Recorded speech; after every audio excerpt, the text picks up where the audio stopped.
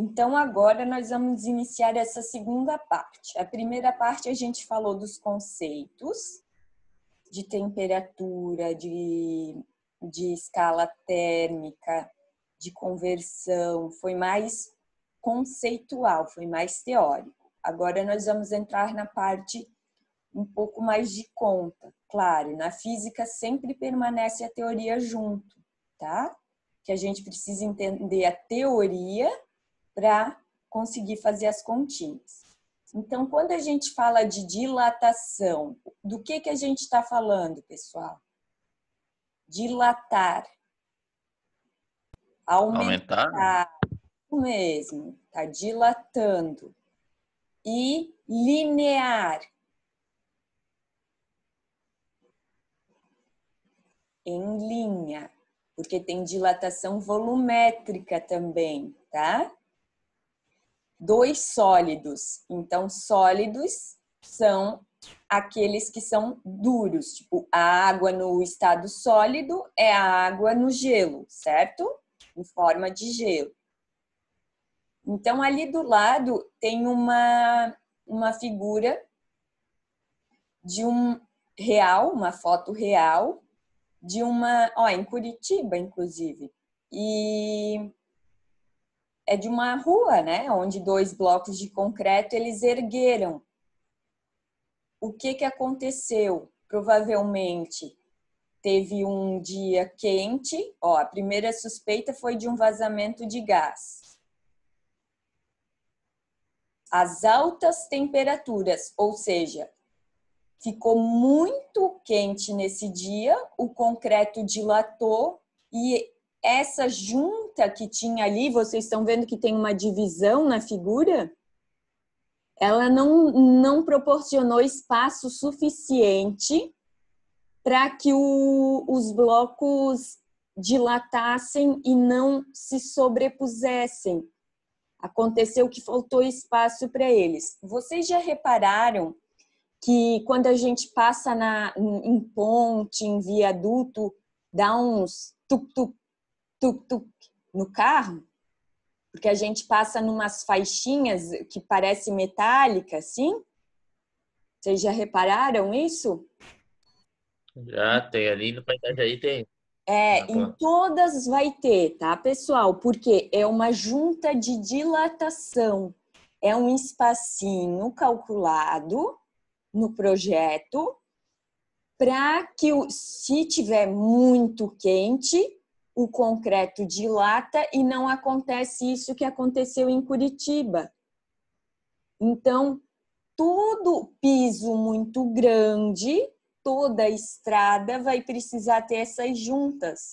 E é o que acontece quando a gente tem uma ponte ou um viaduto, porque vai sair do solo para ir para uma altura.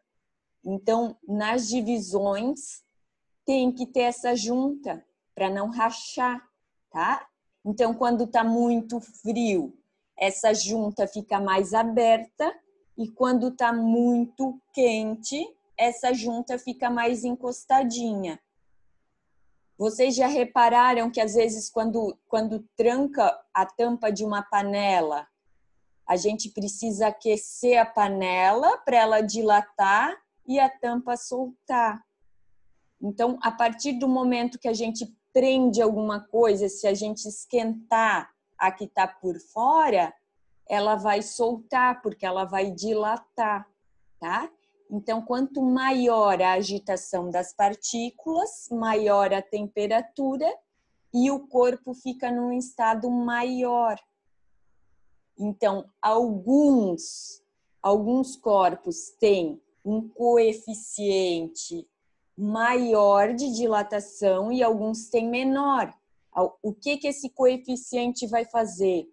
Vai fazer com que essa dilatação, essa variação da dilatação, seja mais rápida ou mais demorada, tá? Então, alguns corpos precisam de altas temperaturas para dilatar, enquanto alguns, com uma temperatura variando um pouquinho só, já dilata, tá? Então, como que a gente vai calcular essa dilatação linear? Nós vamos ter a situação inicial, que a gente chama de comprimento inicial, que a gente representa por L0, L de comprimento. Esse zerinho que a gente usa na física é sempre de inicial. E a gente vai ter uma temperatura que ele vai estar nesse comprimento, que a gente vai chamar de T0, temperatura inicial. Sempre que a gente falar de dilatação linear, nós vamos ter uma situação inicial e uma final. Então, nós vamos ter uma variação na temperatura e uma variação no comprimento. A diferença do comprimento final para o comprimento inicial, a gente vai chamar de ΔL. Na física e na matemática, esse delta é sempre de variação. Final menos inicial. Então, se o comprimento final for 20 e o inicial for 15, essa variação é de 5. Então, nós vamos levar em consideração nas nossas contas comprimento e temperatura. E também um coeficiente relacionado com cada material, porque cada material tem um comportamento diferente, que nem a gente viu da água. A água não é um bom material para ser utilizado em termômetro, porque ela demora muito para mudar o seu estado físico, certo? Então, a gente vai chamar dilatação térmica linear de ΔL. E vocês têm na apostila de vocês, nessa página 16, a nossa fórmula. ΔL vai ser alfa vezes L0 vezes ΔT. Então, ΔL, a gente viu no desenho que é a variação do comprimento. Então, comprimento final menos inicial. O alfa vai ser aquela propriedade de dilatação de cada material, vai ser o coeficiente de dilatação linear, que varia conforme o material. L0 vai ser o comprimento de início e ΔT vai ser a temperatura final menos a inicial. Então, nós vamos ter variação de comprimento e variação de temperatura, tá? E aqui embaixo diz as unidades de medida que nós temos que usar para cada coisa. Então, ΔL e L são medidos em metros no sistema internacional. A temperatura em Kelvin, ou seja, ΔT em Kelvin, ΔL em metro.